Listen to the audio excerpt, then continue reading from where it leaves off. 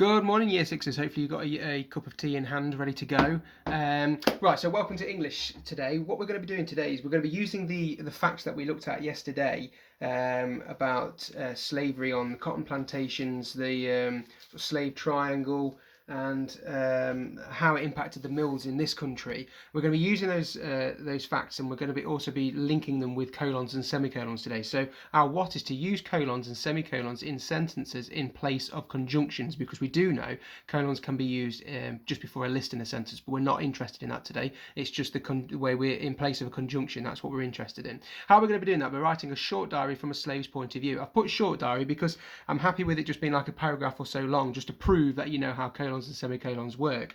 If you want to write a whole diary, that's absolutely fine, but I'm happy for you just to sort of stick to it, just to a paragraph. Why are we going to be doing that? We're going to be doing that to show what a day might have been like on a cotton plantation. So to start off with then, what I'd like you to do is just pause the video and just have a quick discussion with the people either in your class or at home, what a colon can be used in place of and what a semicolon can be used in place of. Off you go.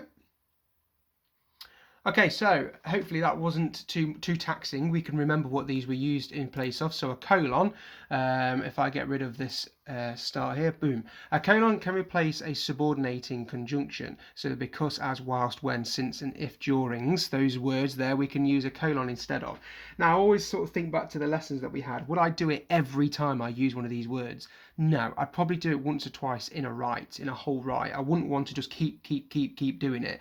Otherwise, it becomes quite boring to read. So I've given you an example here. I went to the shop yesterday because we had run out of ran out of bread. So I've put the green I, that's what the subject of the sentence. Went to the shop yesterday, that's the predicate, that's what the subject did. I could put a full stop there and just leave it like that, but I've decided to use a complex sentence, so I'm putting a subordinating clause at the end of my sentence using this conjunction because we had run out of milk. So I've put more information in my sentence. Well, what I could do if I wanted to is get rid of that word because and put a colon in there instead. So if we look at the colour code now, I went to the shop yesterday, colon, we had ran out of bread. I've now created two clauses, two main clauses, there we go, into the sentence by linking them together with a colon. To sort of say there used to be a subordinating conjunction there. So looking at the semicolon then, I can use it in place of, boom, a coordinating conjunction, my fanboys, my for and, nor, but, or, yet, or so's. So if I have a look here, I was feeling queasy, but I managed to go to, well, I still managed to go to school. My but there is my coordinating conjunction.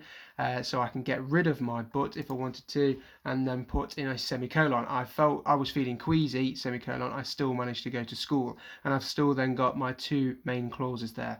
The way I remember it, semicolon starting with S, and then colon starts with C, but they're the sort of opposite. So if you look, colon doesn't go with coordinating conjunction and semicolon doesn't go with subordinating conjunction. So you'd expect it to be S and S together and C together, but it's not. It's the opposite way around. So I've just got to sort of get that in my head to remind myself about that. So with that in mind now then, how I've used those, this should all just be revision for you, so there's no new learning with these.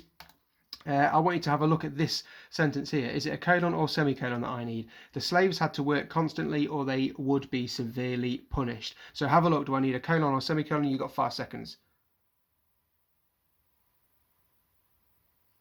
Okay, so I needed, if I've got an or, that is a coordinating conjunction, but thinking back to what I just said, coordinating goes with semicolon. So I would then need my semicolon to come over here instead of the place of or. Now this one's a bit different. I haven't put a coordinating or subordinating conjunction in here. I've literally just removed either the semicolon or the colon. It's totally up to you to work out which one I've removed. They weren't allowed to eat much. Sorry, they weren't allowed much to eat. It cost too much money to feed them. So which word is missing? And then what would I put in place, the colon or the semicolon? You've got another 5 seconds, off you go.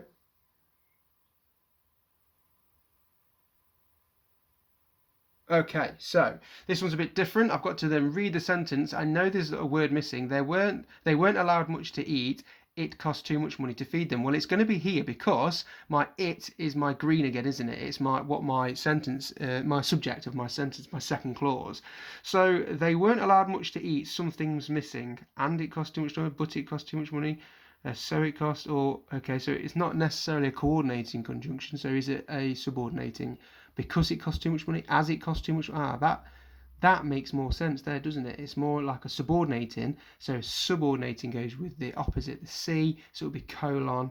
So I'd put a colon in there. There. It costs. Bang. Okay.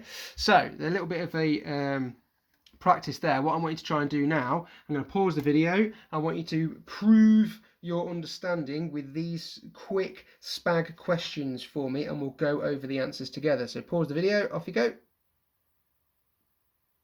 Okay, so let's have a look at the first one. Insert a semicolon. It even tells you, so I'm looking for, it's semicolon, I'm looking for coordinating conjunctions, my fanboys.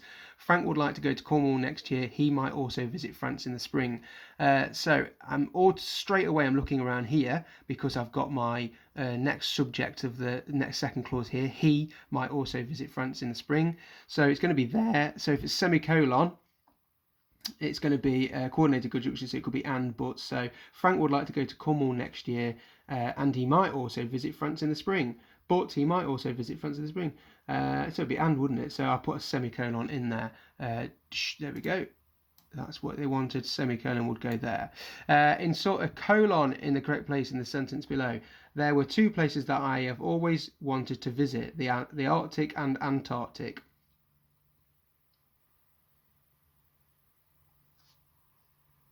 So I've just double thought this one actually, and I've now put convince me glasses in there. Why should I not have put that question in this this lesson?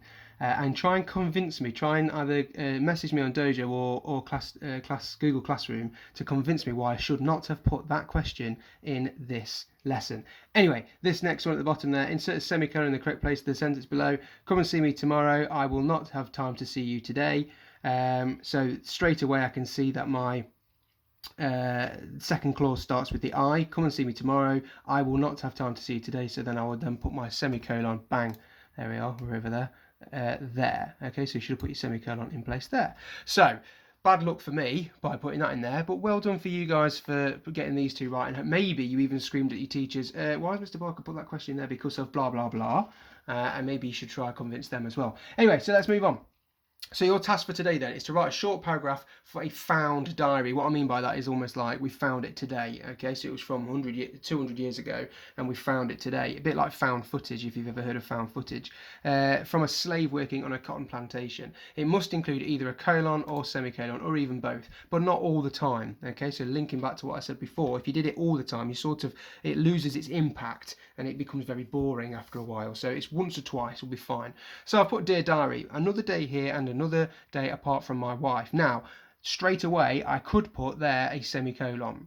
Coordinating conjunction, I could put a semicolon, but I've not. I've decided just to keep it as it is.